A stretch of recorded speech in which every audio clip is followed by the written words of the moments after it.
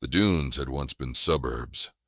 Every now and then a shard of ceramic tile or a child-sized bed frame stuck out of the sand like the bones of a half-buried leviathan. But most of the old world had been chewed to powder by the gray rot. Self-replicating nanodust whose swirling clouds could unmake concrete, flesh, even memory, rearranging molecules according to half-corrupted routines no one understood. When the rot gathered into a storm, the sky turned the color of a burn scar, and static moans rasped through broken doorframes miles ahead of the front. Thalia spotted that color at dawn. She stood on the watch ridge above last oasis, lifting her antique spyglass. Glass, not optics. Electronics risked corruption if the rot brushed them. A bruised dark column twisted on the western horizon, pregnant with flashes of greenish light. She tasted metal on her tongue. The storm was less than a day away, and the wind was blowing straight toward the settlement's canted water towers. Behind her, corrugated roofs glimmered with condensation gathered overnight by the dew nets. Children's shapes flickered between cloth windbreaks as they chased a ball made of braided wires. Thalia clenched the spyglass until the brass left an imprint on her palm. She had buried 2 siblings after a similar cloud had dissolved half of Sunrise Township 15 years ago. She would not dig again. Footsteps crunched over gravel. Captain Ezra climbed the ridge, sun glinting off the copper coil sewn into his long coat.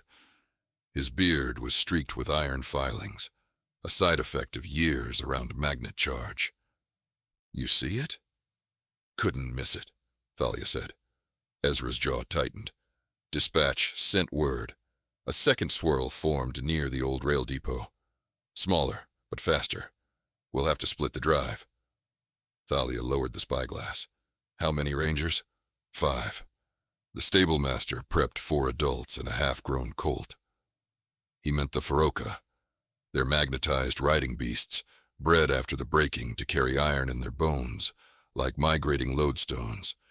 A Feroka could walk up a vertical slab of rebar and hum like an organ pipe when its internal fields flexed. Properly tuned, a herd of them could repulse or attract the gray rot, guiding the storms the way ancient cowhands had steered longhorns away from towns. Thalia ran glove tips over the notch in her ear, where a particle of rot had rewritten cartilage into quartz years ago.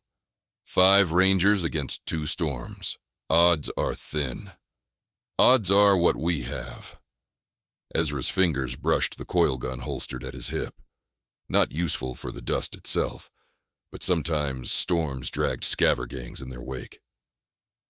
"I'm taking Mira for medical and Luce to mind the stock. Kaido will ride with you on the South Run." Kaido, the tinkerer. Young, excitable, genius with field coils, but shaky in a saddle. Thalia exhaled through her teeth. "He'll weigh me down." "He'll save your life when the rot glitches your harness," Ezra countered. A single bell tolled from the watchtower. Settlement councils used 3 tones for a rot alarm, 2 for bandits, 1 for a ranger muster. Ezra and Thalia descended the ridge as families ducked into reinforced burrows and trellised shutters banged shut. Thin hopes clattered just as loudly. The irrigation pumps, the seed vault, the clinic, the still-growing orchard of drought-geneered pistachios, everything last oasis had scraped together during a decade of marginal safety depended on 5 riders today. The stables smelled of iron moss and animal sweat. Luce, hair like solder wire, adjusted the lead Feroka's cranial yoke. The beast was taller than a camel, hide a matte ash color that shimmered with magnetic flux. Instead of a mane, copper whiskers sprouted down its spine, twitching as it sensed the rot's static. "Easy, Bramble," Luce whispered. The Feroka's nostrils exhaled sparking breath. The creature was already charging its internal dynamos in instinctive defense. Kaido hurried in, dragging a sled loaded with fresh capacitors, resonance flares, and a cage containing 3 canaries. A primitive but unfailingly accurate warning system. Nanodust disrupted avian neurochemistry seconds before human senses picked up danger. The birds fluttered, oblivious for now. He gave Thalia a quick, nervous smile. I recalibrated our gas nets. They'll throw a divergent flux field twice the radius we managed last season. Thalia inspected the coil loops dangling from her saddle. As long as the rot hasn't evolved past copper-iron attraction rules, the last storm reversed polarity halfway through Glass Valley. That's why I built redundancy. Kaido patted the capacitors like lucky talismans. His hands trembled. Eagerness or fear, maybe both. Captain Ezra swung onto his mount. North riders with me. South team, you two. Cut west, then whip around the depot. Merge the fronts, drive them into the furnace gorge. The basalt walls should trap them until decay rate outruns replication. The plan was textbook herding procedure, but storms had a habit of turning textbooks into confetti. Thalia mounted her Feroka, Hazel, who greeted her with a low hum that vibrated up Thalia's spine. She clipped the Gauss net's primary coil to a saddle socket, then looped the reins, braided steel cable around her wrist. When all 5 beasts stood ready, Ezra raised a firing flare. Its hiss rose into the brightening sky, tracing a crimson arc that bled against the dawn. The gates opened, sand sprayed, and the rangers rode out. Wind slashed across the flats, carrying dust that curled into fractal vortices around the Feroka's magnetic wakes. Hazel's footsteps left momentary footprints of fused glass, where rotational heat met silicate grains. To their left, the main storm's column loomed, pulsing irregularly as if breathing. Dark particles drifted from its edges, rearranging into new filaments that rejoined the mass. Self-replication at visible speed. Kaido tugged his scarf higher. Looks denser than our last reading. Means the storm found biomass, Thalia said. Probably chewed through the tumble forests near Red Verge. A shriek overhead yanked both riders' attention upward. A buzzard, feathers patchy from mutation, diving frantic. Its wingtips brushed a stray streamer of nanodust. The flesh dissolved, then regrew as translucent quartz feathers that snapped off in the wind. The bird plummeted. It never reached the sand. It shattered mid-air, dust rejoining the storm. Kaido swallowed. The rot's rewriting faster, too. Thalia snapped Hazel's reins. All the more reason we get between it and Oasis. They angled southeast, giving the main column a wide berth, so its draft wouldn't pull them in. Magnetized dunes rippled whenever the beast's internal fields resonated at odd harmonics, leaving mirage-like patterns across the ground. Thalia checked the canaries. Calm. 3 hours in, the old rail depot emerged. Bent tracks, rusted tanker cars bleached by decades of sun, half swallowed by sand. The second storm, smaller but spinning viciously, hovered above the carcass of an engine like a swarm of hornets over rotten fruit. Gouts of ochre sparks flew each time nanodust bit metal, catalyzing replication with ferrous feedstock. Ugly little bastard, Kaido murmured. Thalia assessed wind vectors. The smaller storm sat slightly upwind of the larger one. If they nudged it eastward just right, prevailing gusts would set both clouds on a collision path. Nanoclouds that collided often cannibalized each other's code, glitching into inert slag, if you were lucky. If not, they merged into something worse. Luck favored no one these days, but rangers made do. Thalia dismounted. Sand zipped toward her boots, tugged by Hazel's lingering field. She drove a coil spike into the ground, then unspooled a net of copper-nickel mesh. Kaido hopped down to set capacitors in a rough semicircle. Each pulse would create a localized magnetic trough. The Feroka's bodies would form the peaked ridgeline to box the storm. Kaido's canaries chirped, oblivious. He grinned. Still green. Thalia heard a hiss. They won't be green long. The smaller storm sensed them. It stretched a pseudopod, a snake of glittering ash, toward the coil stake. Where the dust touched the spike, metal shrieked, sprouting crystalline flowers that opened and released more dust, replication surging. Back! Thalia yanked Kaido by the collar, just before a spray of nanites brushed his tool belt, rewriting leather into brittle glass that cracked away. The canaries screeched, feathers dropping in clumps. Hazel lurched between the humans and the storm, projecting a resonant hum. Thalia felt fillings in her molars tingle. Dust curved around the beast, repulsed by the induced polarity. Now the herding dance began. Kaido, capacitors, full discharge on my mark. Ready? Thalia vaulted into the saddle, angled Hazel to the storm's western flank. She whirled a bolo of ferromagnetic pellets overhead, each pellet a decoy mass designed to attract nanites momentarily. She hurled it into the dust. Particles surged after the bait. Kaido triggered the first capacitor. A white arc shot through the column, electrons howling. The storm lurched east like a startled bull.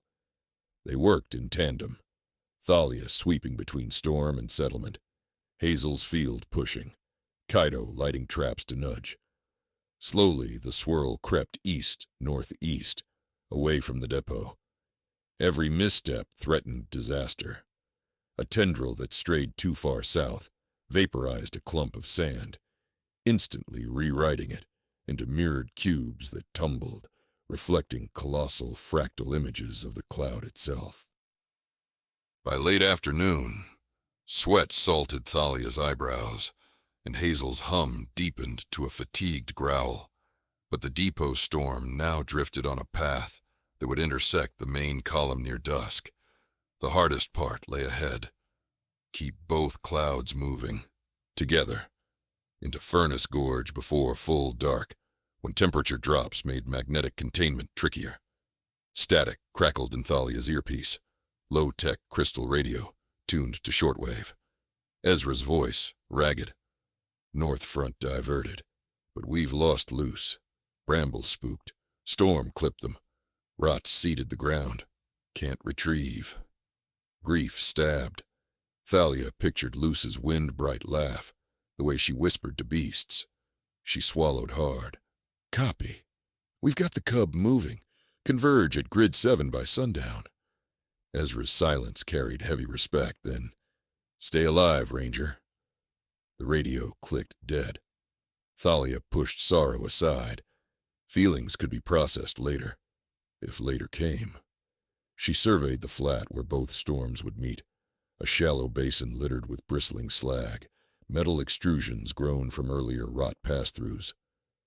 Dangerous, but the basalt gorge beyond would be perfect.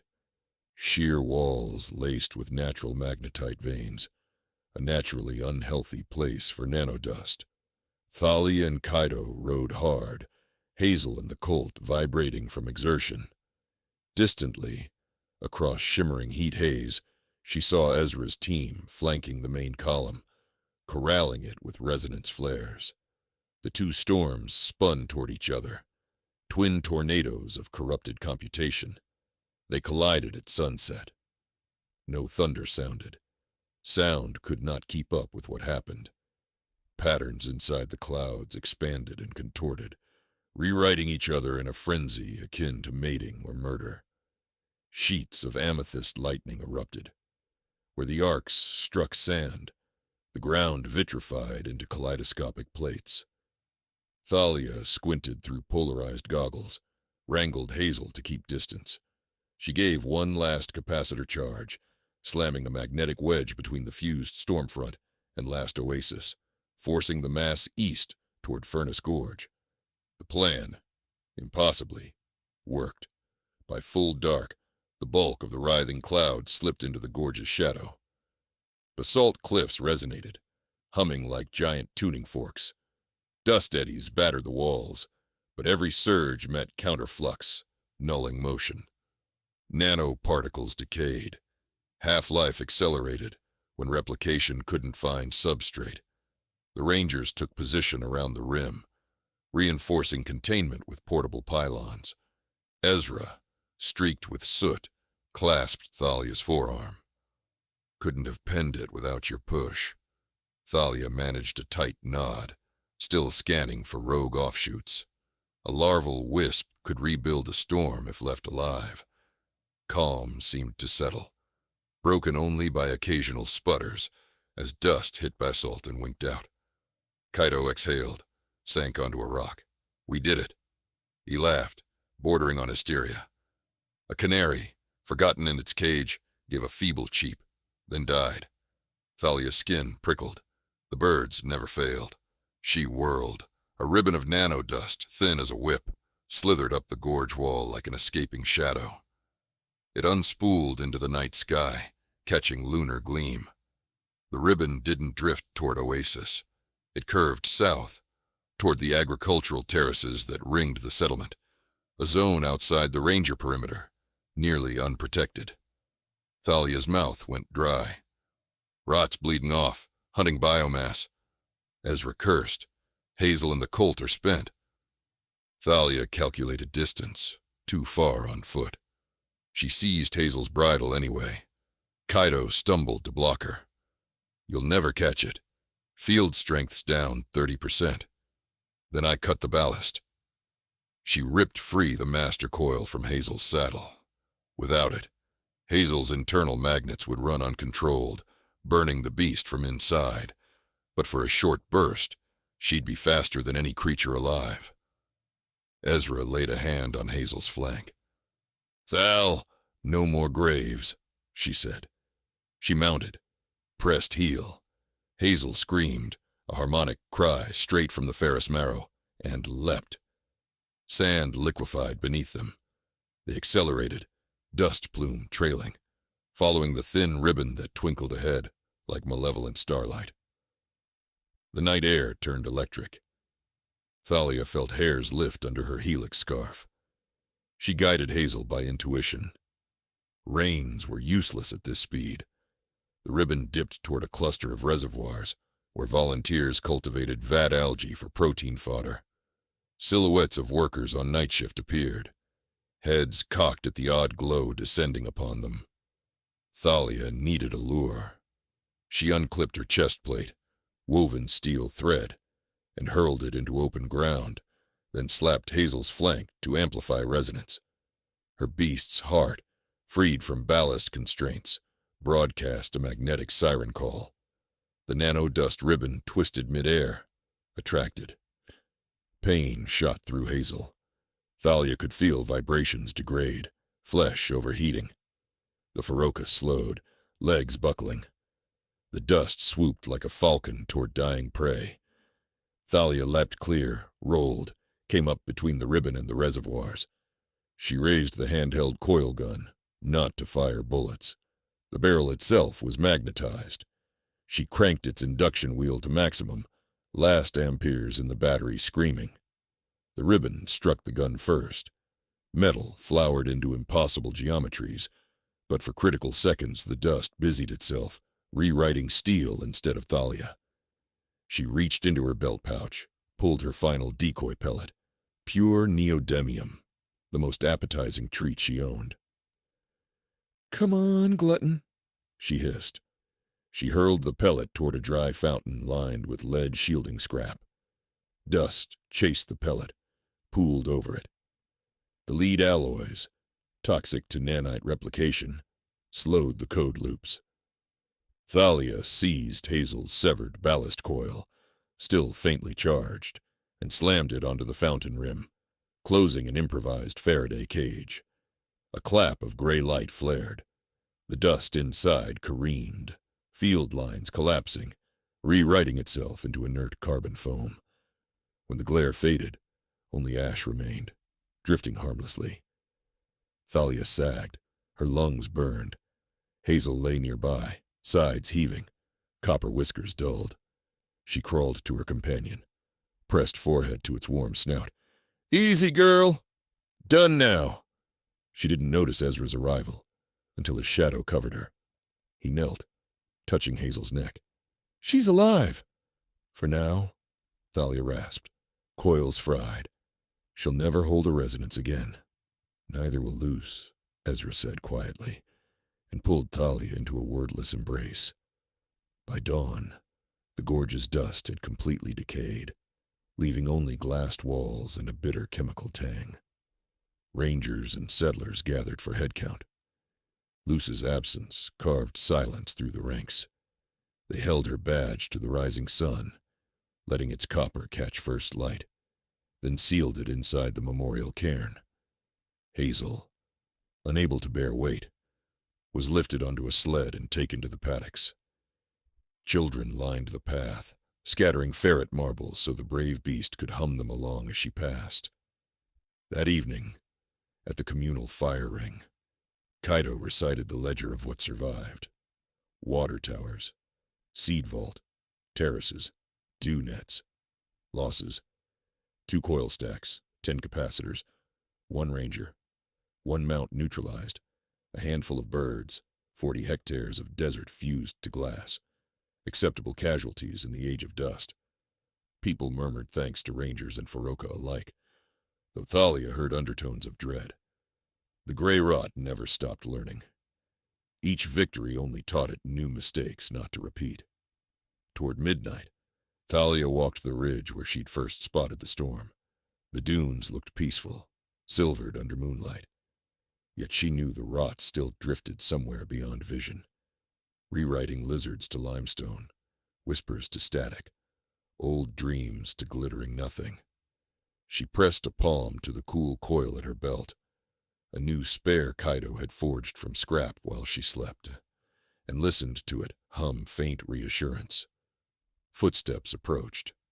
Ezra joined her, carrying 2 tin cups of groundwater spiked with cactus spirits. They drank in silence. Finally he said, "When the next storm comes, you'll have a green colt to break, a fresh net to rig, and a hole in your team where Luce used to laugh." Thalia nodded. "The hole will stay. So will the storms." "Do you ever think we're just delaying the inevitable?" he asked softly. She rolled the cup between her palms, feeling its mild magnetism answer the coil at her hip. "Maybe the inevitable needs delaying. Every day we buy is a day children learn to plant pistachios, a day Kaido invents better cages, a day Hazel gets to graze under a sky that isn't gray. If we stop, the rot writes the ending. I'd rather we write a few pages ourselves." Ezra considered that, then raised his cup in toast. "To unwritten pages." Thalia clinked metal to metal. Far out on the horizon, a faint glimmer suggested another dust swirl beginning to rise, but the wind, for a fleeting moment, blew the other way. She breathed it in, clean enough for now, and let the pitch-black sky be what it was. A vast sheet of blank paper, waiting for the ranger's next sentence.